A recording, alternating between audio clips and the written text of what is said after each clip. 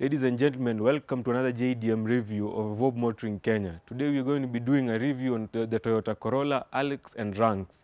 This is a compact hatchback produced in Japan between 2001 to 2006. Between the 5-year period of production of this model, we had 3 variations or 3 generations of this car. The first generation was produced between 2001 to 2002, and the second generation between 2002 to 2004, and the third and last generation was produced between 2004 to 2006.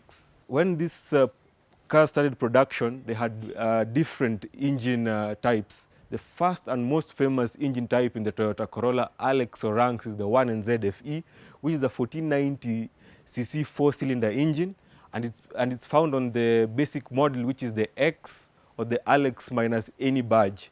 Then we have the S grade, which is equipped with the 1ZZ FE engine. Then we have the famous Z Aero Tourer with the 2ZZ GE performance engine, which is also an 1800cc engine produced by Yamaha. The third engine is the 1NZ FE, which was found mainly on the third generation Toyota Corolla, Allex or RunX, but it had high compression and the throttle body was not controlled by a cable. It was controlled using accelerator sensors for those guys who know the vehicles. On this episode, we're going to be reviewing this specific model that I have besides me. This is the 2003 Toyota Corolla Allex.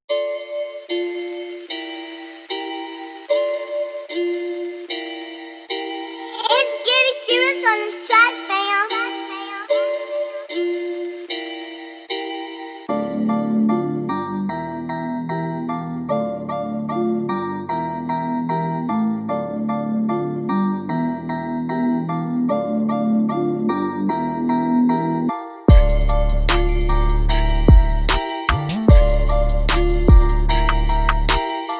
Welcome back. Besides me is a 2003 Toyota Corolla Allex, and we are going to be doing a review on the exterior. The first difference you're going to see on this car is that the front headlamps and the bumper are completely different from the first generation, in that the first generation used to share the lights and the bumper with the Toyota Corolla NZE sedan, and the lights and the bumpers were the same. And some of these Allexes, the badges are slightly different. Some have got the Toyota logo, while these ones have got some distinct logos. And from my research, I think this depends on the dealership the car was sold in from Japan. As we move on this other side, you're going to notice that the car has got indicator lights, and the side mirrors are also the same with the first generation Toyota Corolla Allex. This has got chrome handles because this is mainly found in the Toyota Corolla Allex. The RunX normally have sort of like handles blended with the specific color of their bodies. As we come to the back, this second generation and the first and the third generation have also got a very big difference when it comes to the backlight, in the sense that this has got the reverse lights in the middle and the parking and brake lights on the extreme left and the extreme right side. I know majority of you are asking what's the difference between the Toyota Corolla RunX and Allex. The Allex seems to be a little bit too wide and the RunX is slightly compressed. This is because the RunX is mainly a performance car, and it's meant for it's meant to be light, and it's meant basically a sports version of this version of cars. And you would be asking yourself, I know a majority of us have seen especially the Toyota Corolla RunX with the X, S and the Z Aero Tourer logo. What does that mean? Immediately you see the RunX with the X logo here, that means that car is powered by a 1.5 liter 1NZ engine. And when you see the S logo, that means the car is powered by the 1ZZ FE 1800cc VVTi engine. And when you see the Z Aero Tourer, this is the performance version of the Toyota Corolla Allex and RunX. This version is normally the sports version, and they come with a 4-speed Tiptronic, and the manual is normally equipped with a 6-speed gearbox. If you want to differentiate between the Z Aero Tourer and this one specific and the base models specifically, you're going to notice like at the back, This specific car uses the brake drums at the back, but if this was a Z Aero Tourer, we would be having disc brakes at the back. And when you go to the front, you're going to notice that this has got front disc brakes. And just to clarify, this car has got ABS on all the 4 wheels, and the spoiler on this they're not standard, but it depends with which trim model, because I've seen some RunX and some Allexes missing this boot spoiler, but this boot spoiler sort of adds flavor to this car. Minus this boot spoiler doesn't make this car really look good. So I'm going to be doing a very detailed review on the engine of this car. So this car specifically is being powered by a 1NZ FE engine. A majority of you I know have got a big question: what is this VVTI thing written on the cover of the engine? VVTI means variable valve timing with intelligence. If you're not sure about the engine type your car is using, the chassis number is also a very nice way of telling which car and the drive your car has, in terms of is it a 2-wheel drive or a 4-wheel drive. This is an NZE121, and this chassis code is associated with a 2-wheel drive, NZE121. If your car happens to be having a chassis number starting with NZE124, means your car is powered by a 1NZ engine, and it has the same 1NZ, but that is a 4-wheel drive.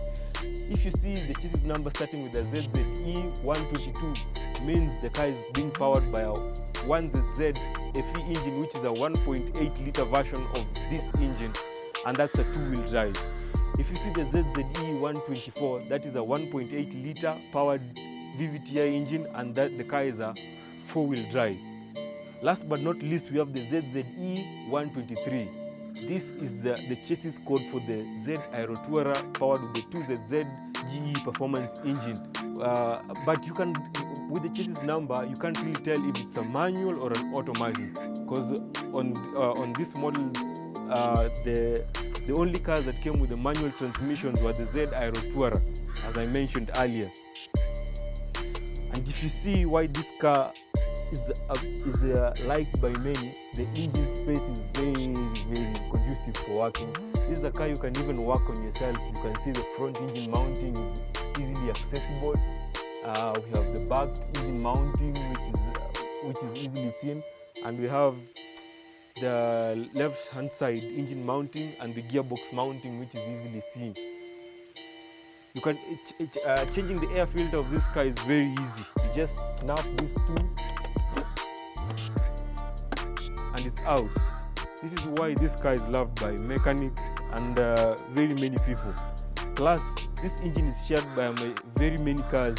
For the people locally here who don't know, this engine powers the Toyota Probox, it powers the Toyota Platz, it powers the Toyota Corolla NZE, which is the sister car to this, and also the Toyota Fielder. And this engine is used in a majority of Toyota cars. If I start mentioning them, I will not finish. Let me just take this back. And with that,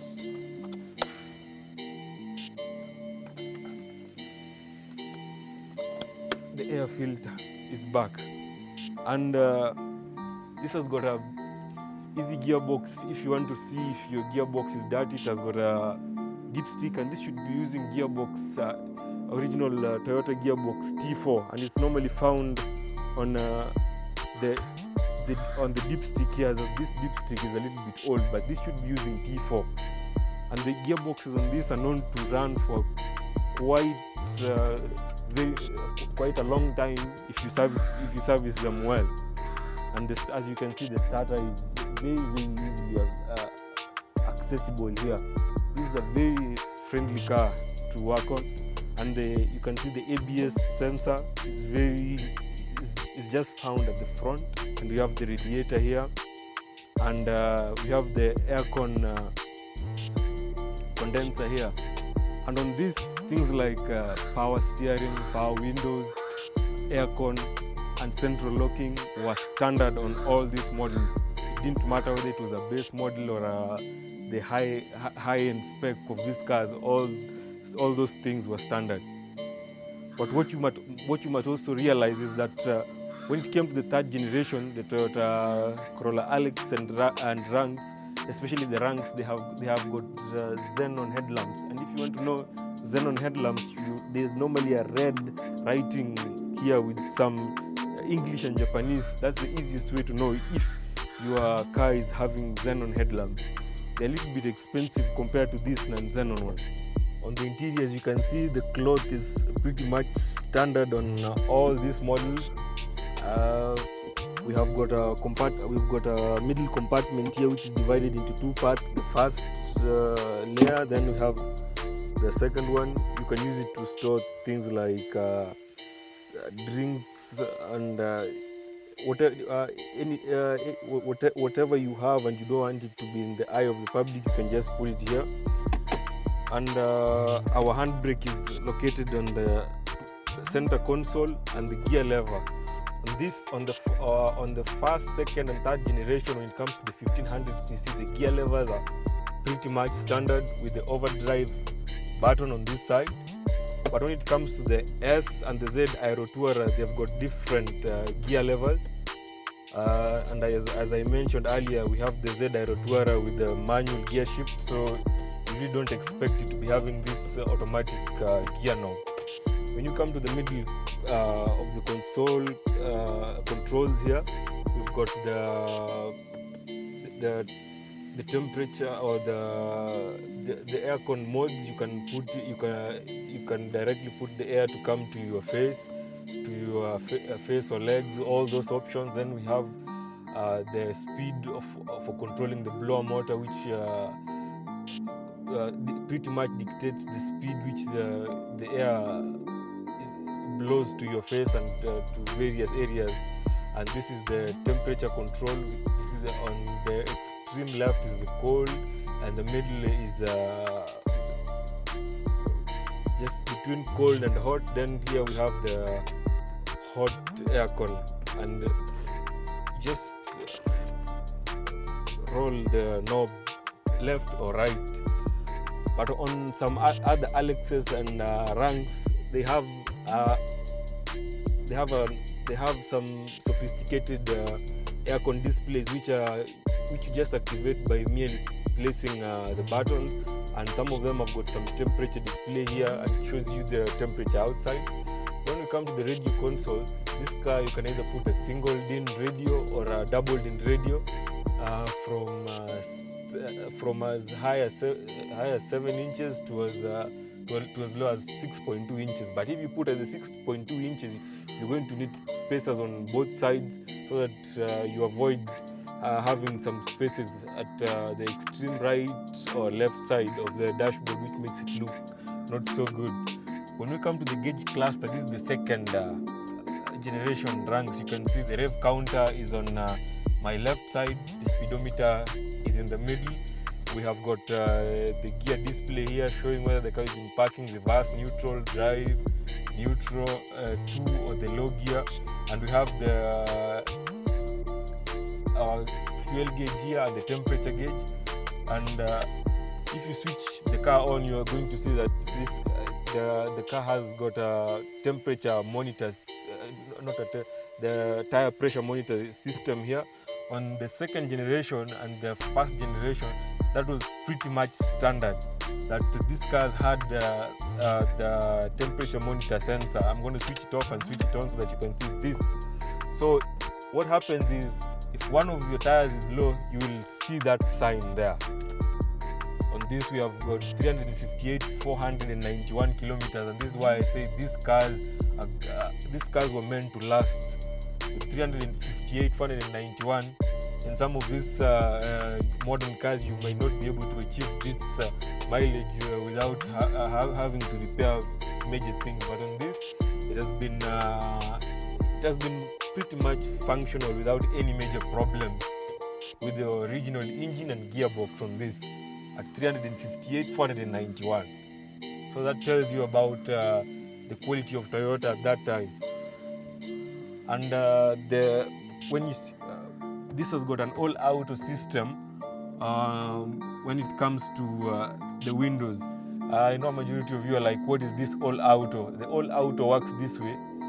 When you can just press this button once, and the whole window is going to go up, and just by the click like this, the window will go up, and that's applicable to all the 4 windows. And we also have the power mirror button here. This, as I said earlier, this is standard on all the ranks. It doesn't matter whether it's a base model or whichever model. As long as the JDM, this is standard. And you can also adjust the angle of your mirror by just pressing right, and all these arrows, you can see the mirror just moves by the click of a button. And on some of this, we have this is mainly for ladies specifically who like using. On this, we don't have a mirror on the driver's side, and also on the passenger side. But on some of these models, they have like double mirrors in case you want to apply your makeup or you want to check how tight you are. You can use them. And the dome lights. This has got dome lights on the front and in the middle.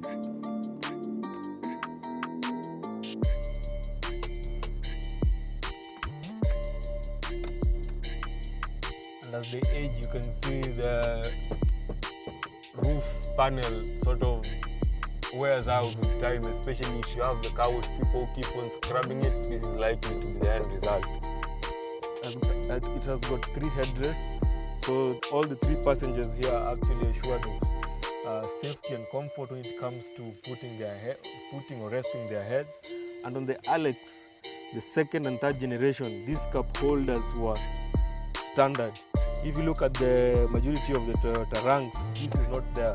This is just like a normal chair without any of these cup holders. So you can comfortably sit here if you're 2 people, and you can put your drinks here and enjoy yourself as the car moves. And it's also, if you need to clean up or you need to access the bottom of you need to access anything below this, it's pretty much easy to just disassemble these chairs like this. This you already have access. And for the mechanics, know that the fuel pump is located here, so this is quite easy to work on in case there is a fuel pump failure. You just pull the chairs, and voila, you're able to access the fuel pump from there. It has got seat belt for all the 3 occupants at the back, and returning them is also very easy. Just need to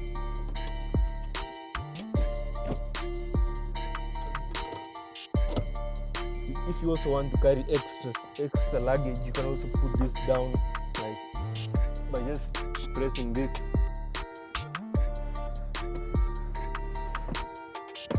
And there we have got a lot of space in case you want to carry something which is slightly long.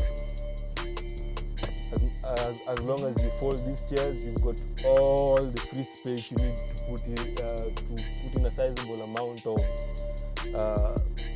whatever goods you're carrying, which is pretty much good space for a hatchback of this size.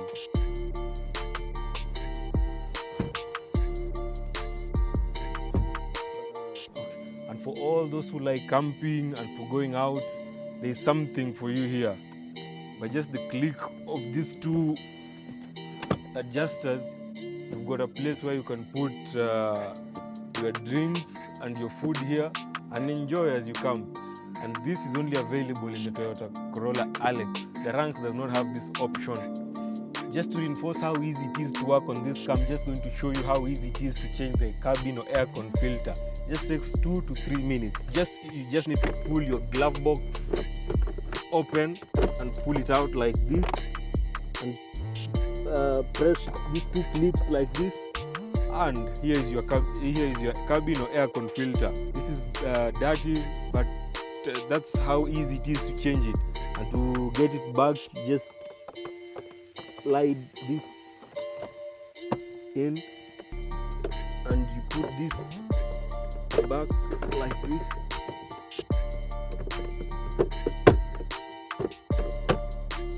we are done. Just additional information, if you want to know your car is a two-wheel, there's also another way of knowing. This has got a straight torsion bar.